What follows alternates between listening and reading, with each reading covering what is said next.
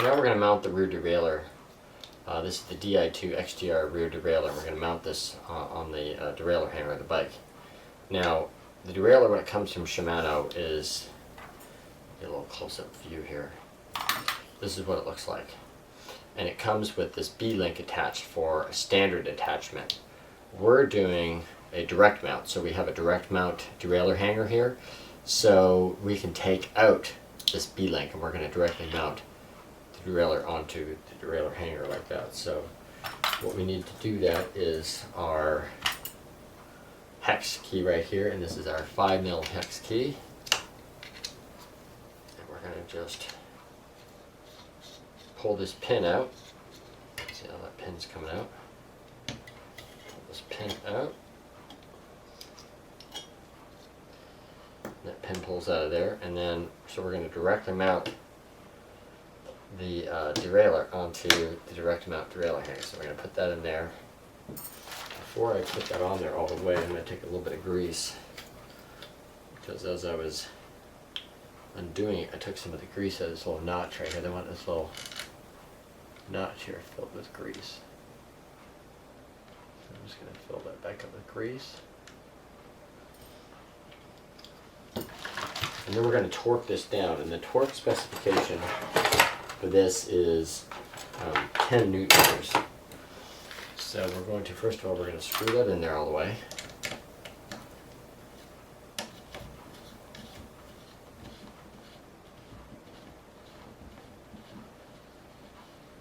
Okay, we're going to wipe off that excess grease. And then we're going to take our torque wrench here. And we're going to put on our 5mm torque wrench attachment. We're going to crank this up to, it says 8 to 10 Newton meters, but we're going to crank up to 10. We're going to just tighten this and get it, and there we go, 10 Newton meters. Now we got our derailleur on our derailleur hanger. Now we're ready to measure the chain and mount the chain on the derailleur. Okay, now it's time to install the chain. This is the chain that regards the CN-HG900 11, which is the Dura-Ace XTR version of this 11-speed chain. So there's the chain itself. Let me back this up a little bit. And here's the chain. As you can see, it says it's got writing on one side, it has no writing on the other side. That comes into play because this chain is actually directional. It also comes with two pins, connecting pins after we cut it to reattach it. The directions inside the chain, the only thing that has to tell you which is the forward or reverse direction is this little picture, which basically says on the outside of the chain, facing outwards, you should have the writing facing out, and on the inside should be the non-writing side. But I want to make sure I had it right, so I actually downloaded the instructions from si.shimano.com, and here it has a good little picture showing exactly what the orientation should be. So it has the forward outer side should be like this, the reverse inner side should be like that. Now this manual also has instructions on how to put that connecting pin in and where it's safe to disconnect the chain and where it's not, as far as the reinforcement pins. So we'll go through and measuring the chain right now, and then putting a link in and connecting the chain. Okay, now I've got the chain loaded on the two sprockets. I got it loaded on the largest cog in the back, and since it's just a 1x11, I only have one chain ring to put it on. So I just have it loaded on there, and again, we've got to make sure that the writing is on the outside. That's the proper direction for this Dura-Ace XTR chain. And then, so, you're not using the derailleur in this point, so what you want to do is measure the chain to that length and then add 2 full links. So that would be, in this case, I would be adding 1, 2, 3, so I'd be cutting the chain.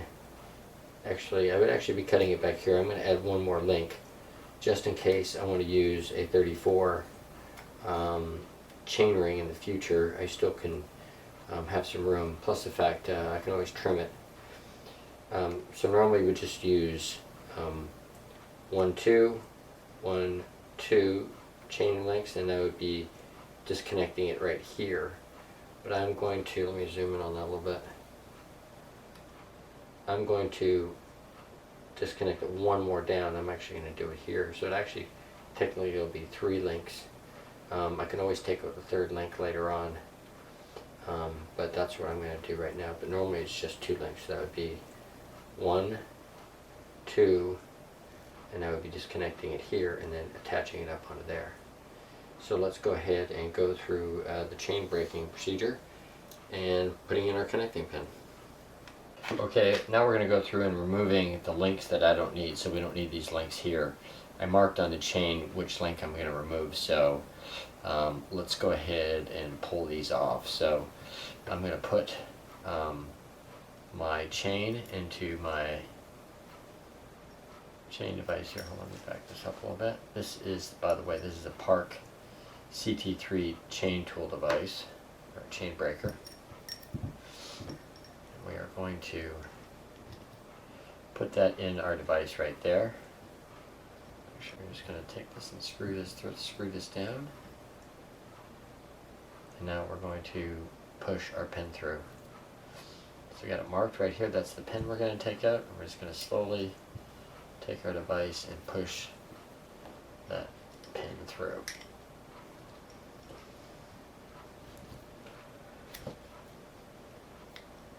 There's a little bit of force. There it goes. There's our pin. Back that out.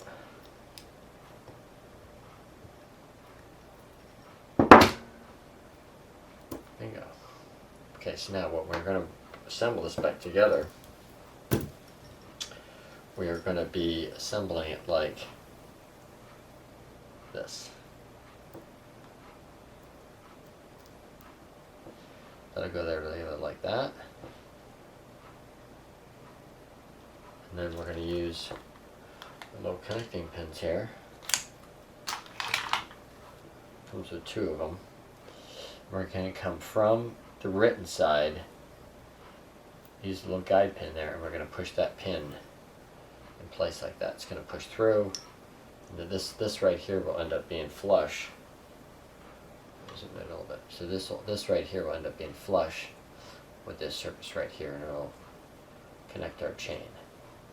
So let's go ahead and bring the bike back up here, and we'll connect our chain. Okay, I'm going to go through feeding the chain through. And first of all, I'm going to move the derailleur up into this position, make it a little easier to access the derailleur. So I'm going to make sure I lay my chain up properly where I got the writing on the outside, which I do. Okay, that's going to slide up there. And then this comes around here, and the chain comes around this one. Let's put that on right there. Comes around this one, and then goes through. Comes out the other side of this one. Comes right there, right through there. Comes around through there. Now we're through the derailleur. Now we're just going to hook that up onto there. Slide this up onto the smallest ring right there. And what we're going to do is we're going to put this around there. And then I'm going to use a little tool here to hold this together. Let's do it the other way. It's a little homemade little device here to kind of hold my chain together while I put the links in it. Okay, good now. So that kind of holds my chain together so I can put my links together like that. Okay, so I got it loaded on the smallest cog to make this easier, and I've double checked to make sure that my derailleur is passing through the correct channels on my rear derailleur. It's coming around the first sprocket through the thing. Make sure you don't pass on the correct side of the little spacer that's in here, and around the reel, the bottom one, and then we're going to hook up to our chain right here. Okay, so now you grab one of our little pins. Here's our pin, and in the directions it says to go, the pin should go from the riding side through to the other side. So we're just going to place our pin in there, and we're going to take our park tool, chain tool again. Put this in there like that. So move this back to the center a little bit. So we're going to put that in there like that. It's going to be hard to show you this with it on the table like this, but I don't have another way of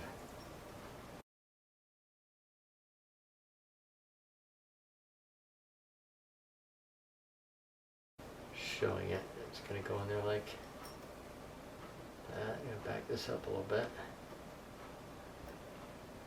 Okay.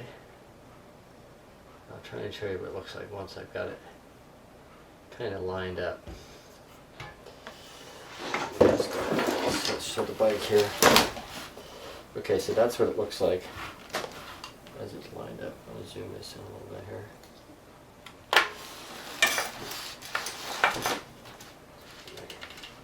Crank out of the way there.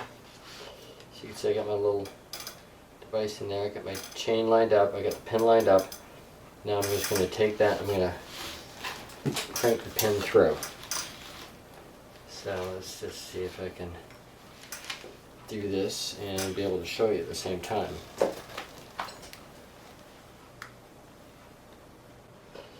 Now we're just going to show our connecting pin right here getting pushed into the chain right here. This is just a little device we got here to hold the chain together, so it's easy to work with. It's kind of an awkward position, so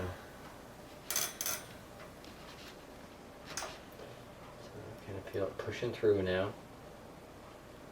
Keep cranking it. Okay, push it through until it's just right, and you can kind of feel it give. And you don't want to push any further than that.